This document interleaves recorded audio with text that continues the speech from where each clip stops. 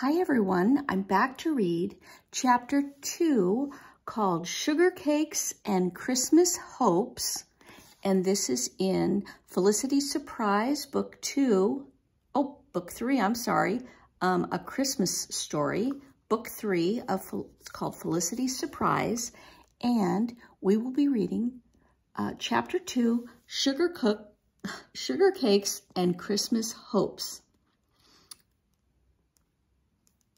Cheerful sunlight shone through the windows into the kitchen. Felicity and Elizabeth were having a merry, messy time making Shrewsbury cakes. Elizabeth was beating an egg and rose water together in a bowl. Felicity had unwrapped the blue paper from the sugar loaf and was scraping off a cup of sugar. 5 days till Christmas, said Felicity. And then 13 days till we go to the palace. It seems such a terribly long time to wait. Yes, agreed Elizabeth. She added a pinch of nutmeg to the bowl. I think about the dance lesson all the time. Felicity scooped the sugar and some butter into Elizabeth's bowl. When you lived in England, did you ever go to a dance lesson as fancy as this one will be, she asked. Oh, no, said Elizabeth. Never anything as grand as this. Mother says it will be such a special occasion. Annabelle and I will ride to the palace in a carriage. We shall each have a footman to escort us right up to the palace door. Who will escort you, Lissy?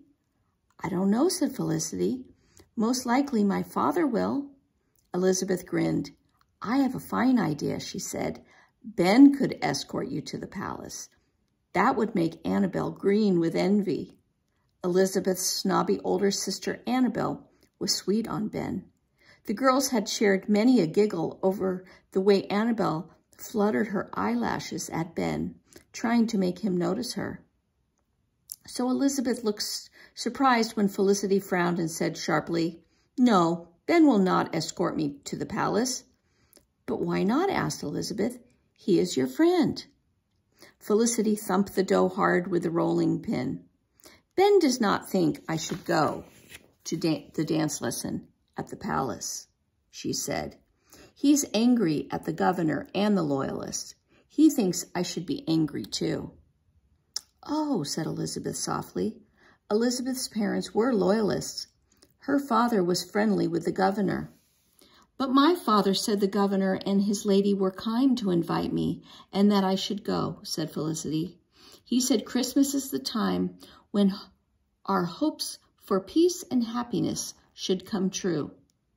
Well, that's a good thing, said Elizabeth. She sounded relieved. Because it would be terrible if you couldn't go.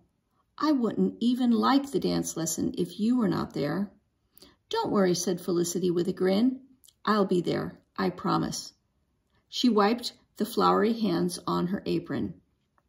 Now then, she asked, which cake cutter do you want to use first? The star, the moon, the heart, or the clover? Oh, the star, said Elizabeth. I want to use the Christmas star first. That afternoon, Felicity brought a pretty basket of the Shrewsbury cakes she and Elizabeth had made to lessons at Miss Manderly's house. Such lovely cakes, said Miss Manderly. Thank you, Felicity. Elizabeth and I made them, said Felicity. She wanted to thank you for our invitation to the dance lesson. I never dreamed I would be invited to the palace. 'Tis a great honor. I am glad you are pleased, said Miss Manderly. I know you young ladies will do honor to your parents and to my instruction. Do you suppose we will be presented to the governor and Mrs. and Lady Dunmore? Asked Elizabeth. Will we be introduced to them? Perhaps, said Miss Manderly.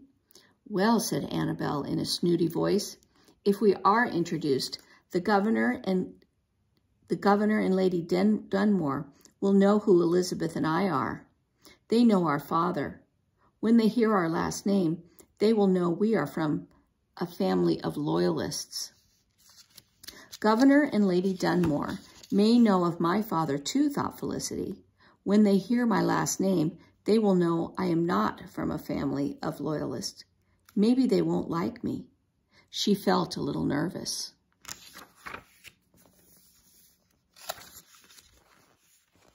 The governor and his lady will care more about your manners than your name, said Miss Manderley.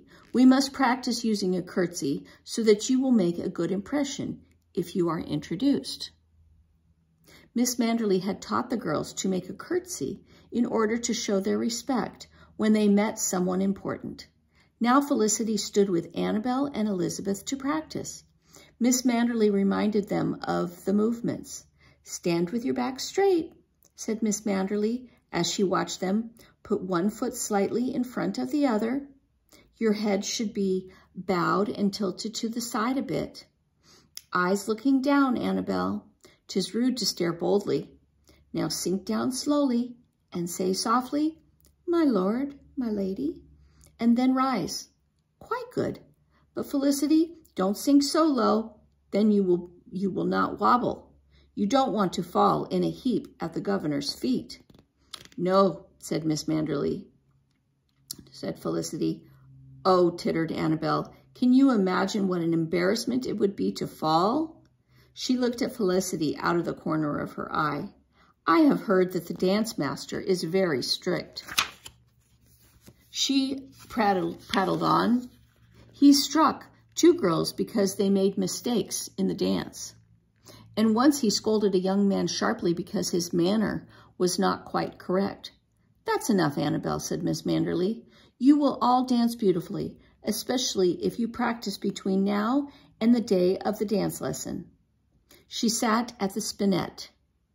Let us begin our dance practice now. Then none of you need worry. But Felicity was worried. She knew she was not good at dancing, and today she was worse than usual. She even stepped on Elizabeth's toe. What if she should step on the toe of one of the governor's sons? Soon Felicity was so busy worrying she lost track of the dance entirely. Elizabeth tried to help by whispering instructions to her. Point your toe, Elizabeth whispered.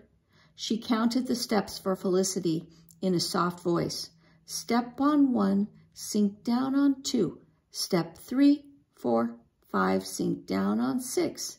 Now backwards. But Felicity was red-faced and fussed. She just couldn't get back in step. It seemed like hours before Miss Manderley said their dance practice was over and they could all go. As they were walking home, Felicity said to Elizabeth, I was so worried about going to the palace. I forgot the invitation was for a dance lesson. If we're going to run races or ride horses, then I know I would do well, but I am terrible at dancing. Silly old Annabel made you nervous today with all her talk about the strict dance master, Elizabeth said calmly. You'll do fine at the palace. No, I won't, exclaimed Felicity. She turned to her friend. Oh, Elizabeth, she said desperately, I want to go to the dance lesson at the palace more than anything in the world. But the truth is, I am afraid. Afraid, said Elizabeth. Why, Felicity, you're the bravest girl I know. Felicity shook her head. Not this time, she said. I'm afraid I will look like a fool. You will not look like a fool, said Elizabeth loyally. You will look beautiful. I can imagine it. You will make a curtsy perfectly, and the governor and his lady will be charmed. And you will dance, like a dream. Your gown will be all shiny in the candlelight. Your petticoats will swirl around you, and everyone will say, who is that graceful and elegant young lady? Felicity grinned. And when Elizabeth described the scene, she could almost see herself looking elegant at the palace. What are you going to wear? Asked Elizabeth. The question brought Felicity back to earth. Oh, she said, I hadn't thought about that. I'll wear my brown silk gown, I suppose. The one you wear to church every Sunday? Elizabeth asked. Yes, said Felicity, it's my best. Oh, yes, of course, said Elizabeth quickly. That gown always looks fine. You will be comfortable, too, because it's not so awfully fancy. and you are used to wearing it because it is not new. Are you going to wear a new gown? Felicity asked. Oh, no, said Felicity. It's not new. Well, it is new to me. It's one of Annabelle's old silk gowns. My mother is making a new stomacher for it and trimming it with new lace. It sounds most elegant, said Felicity wistfully. Elizabeth shrugged, as if she wanted Felicity to think she did not care about clothes. My mother and Annabelle say that Lady Dunmore is the most fashionable lady in all the colonies, she said. They are making a fuss about the gowns. I don't think clothes are so terribly important.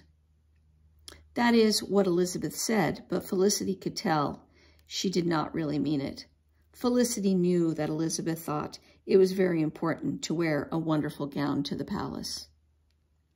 Felicity did not usually pay much attention to clothes, but now she began to think Elizabeth was absolutely right. If I had a beautiful new gown, I wouldn't be nervous, said Felicity. Then I would dance well.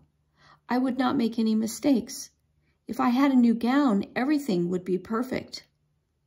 Elizabeth asked, do you think you might have one if you asked your mother? I don't think so, Felicity said sadly. My mother is so busy just now getting ready for Christmas, and she and my father are worried about money. There hasn't been much business at the store of late. Oh, said Elizabeth. She was quiet. Then she said, well, you might just ask. Remember what your father said about hopes coming true at Christmastide? Perhaps, said Felicity, perhaps. Felicity thought asking for a new gown just now would be selfish, but she could not help hoping for one. Okay, and that is the end of Chapter 2 of Felicity's Surprise, A Christmas Story, Book 3. And next time, we will read Chapter 3, called Tidings of Comfort and Joy. We'll read that next time.